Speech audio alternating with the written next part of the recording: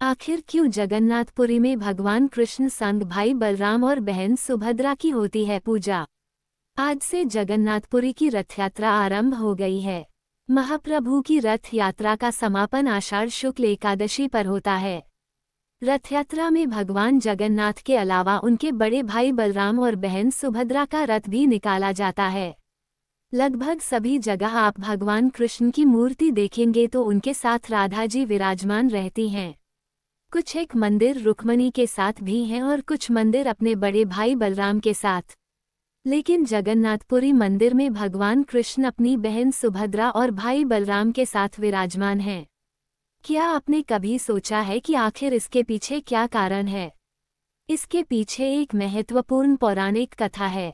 ये है रहस्य। कहते हैं हरि अनंत हरि कथा अनंता, अर्थात लीलाधारी भगवान की लीलाओं को देवता भी नहीं समझ पाते हैं।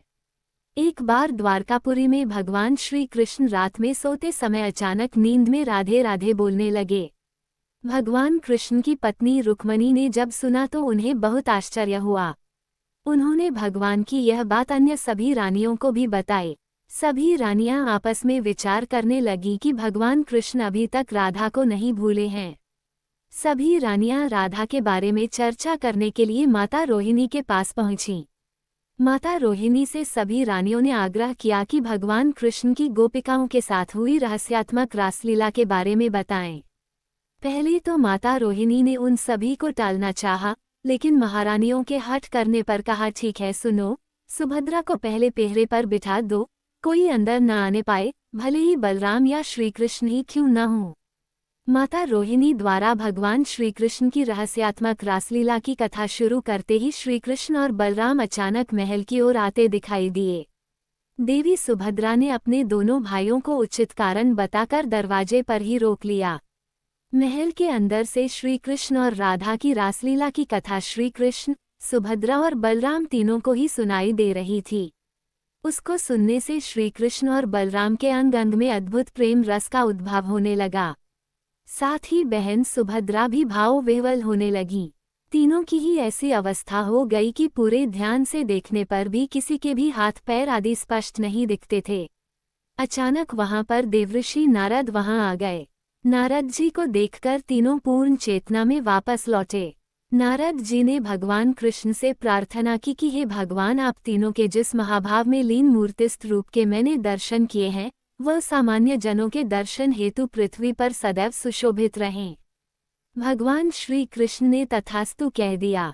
कहते हैं भगवान कृष्ण, बलराम और सुभद्रा जी का वही स्वरूप आज भी जगन्नाथपुरी में है, जिसे स्वयं विश्वकर्मा जी ने बनाया था। जाने भगवान श्री कृष्ण और उनकी बहन सुभद्रा से जुड़ी ये कथा।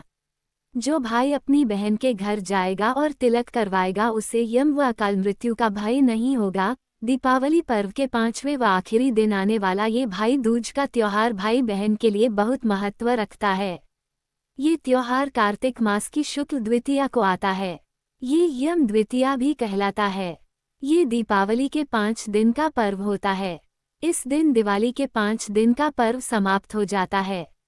मान्यता है कि इस दिन यमुना ने अपने भाई यमराज को अपने घर आमंत्रित करके उन्हें तिलक लगाकर अपने हाथ से खाना खिलाया था, जिससे यमराज बहुत प्रसन्न हुए थे और उन्होंने यमुना को मृत्यु के भय से मुक्त होकर अखंड सौभाग्यवती बने रहने का वरदान दिया था।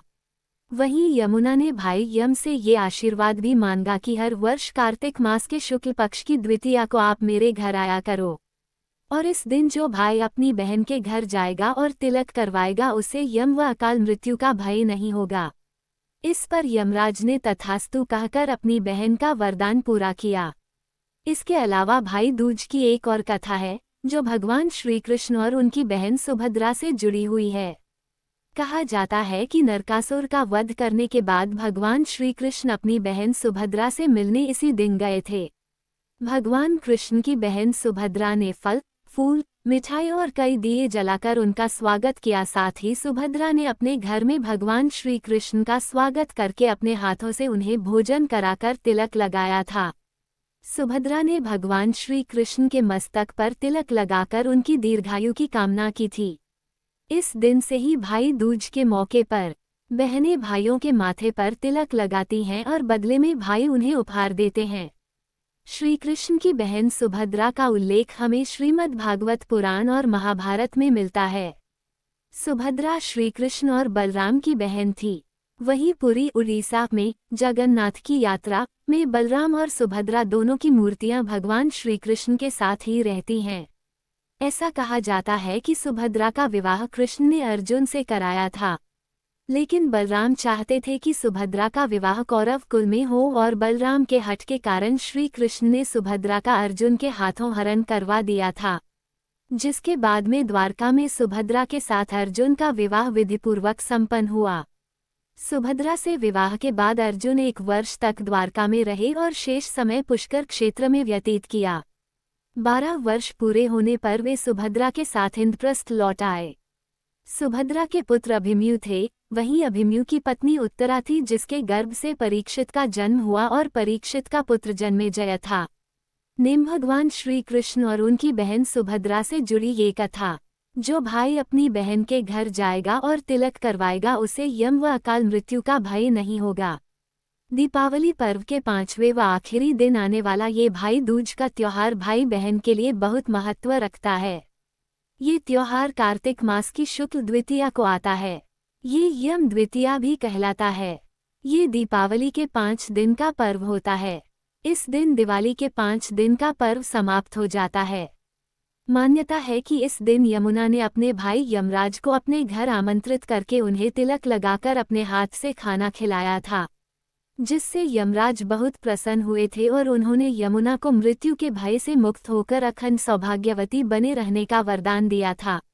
वहीं यमुना ने भाई यम से ये आशीर्वाद भी मांगा कि हर वर्ष कार्तिक मास के शुक्ल पक्ष की द्वितीया को आप मेरे घर आया करो, और इस दिन जो भाई अपनी बहन के घर जाएगा और तिलक करवाएगा उसे यम व अकाल मृत्यु का भय नहीं होगा। इस पर यमराज ने तथास्तु कहकर अपनी बहन का वरदान पूरा किया। इसके अलावा भाई दूज की एक और कथा है, जो भगवान श्री कृष्ण और उनकी बहन सुभद्रा से जुड़ी हुई है। कहा जाता है कि नरकासुर का वध करने के बाद भगवान श्री कृष्ण अपनी बहन सुभद्रा से मिलने इसी दिन गए थे।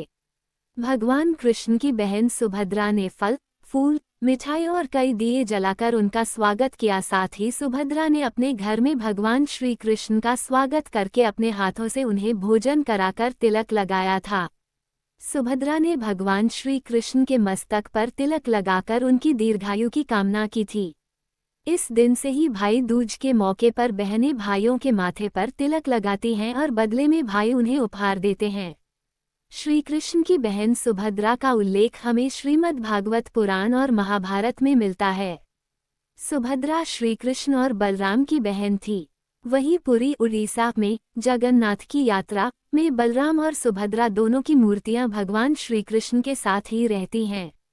ऐसा कहा जाता है कि सुभद्रा का विवाह कृष्ण ने अर्जुन से कराया था, लेकिन बलराम चाहते थे कि सुभद्रा का विवाह कौरव कुल में हो और बलराम के हठ के कारण श्री कृष्ण ने सुभद्रा का अर्जुन के हाथों हरण करवा दिया था, जिसके बाद में द्वारका में सुभद्रा के साथ अर्जुन का विवाह विधिपूर्वक संपन्न हुआ। सुभद्रा से विवाह के बाद अर्जुन 1 वर्ष तक द्वारका में रहे और शेष समय पुष्कर क्षेत्र में व्यतीत किया। 12 वर्ष पूरे होने पर वे सुभद्रा के साथ इंद्रप्रस्थ लौट आए।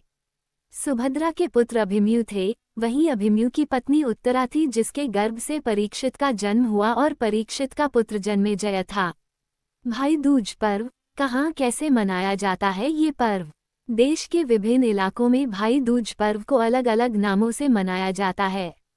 दरअसल भारत में क्षेत्रीय विविधता और संस्कृति की वजह से त्योहारों के नाम थोड़े परिवर्तित हो जाते हैं, हालांकि इनका भाव और महत्व एक ही होता है। 1. यूपी में भाई दूज के मौके पर बहनें भाई का तिलक कर उन्हें आब और शक्कर के बताशे देती हैं। उत्तर प्रदेश में भाई दूज पर आब और सूखा नारियल देने की परंपरा है। आब देने की परंपरा हर घर में प्रचलित है। 2. नेपाल में भाई दूज पर्व भाई तिहार के नाम से लोकप्रिय है। तिहार का मतलब तिलक या टीका होता है। इसके अलावा भाई दूज को भाई टीका के नाम से भी मनाया जाता है। नेपाल में इस दिन बहनें भाइयों के माथे पर 7 रंग से बना तिलक लगाती हैं और उनकी लंबी आयु व सुख समृद्धि की कामना करती हैं।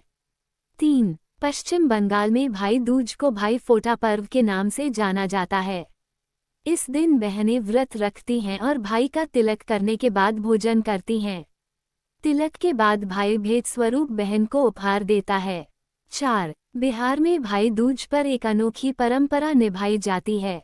दरअसल इस दिन बहनें भाइयों को डांटती हैं और उन्हें भला बुरा कहती हैं और फिर उनसे माफ़ी मांगती हैं। दरअसल ये परंपरा भाइयों द्वारा पहले की गई गलतियों के चलते निभाई जाती है। इस रस्म के बाद बहनें भाइयों को तिलक लगाकर उन्हें मिठाई खिलाती हैं। 5. महाराष्ट्र और गोवा में भाई दूज को भाव बीज के नाम से मनाया जाता है। मराठी में भाव का अर्थ है भाई। इस मौके पर बहनें तिलक लगाकर भाई के खुशहाल जीवन की कामना करती हैं।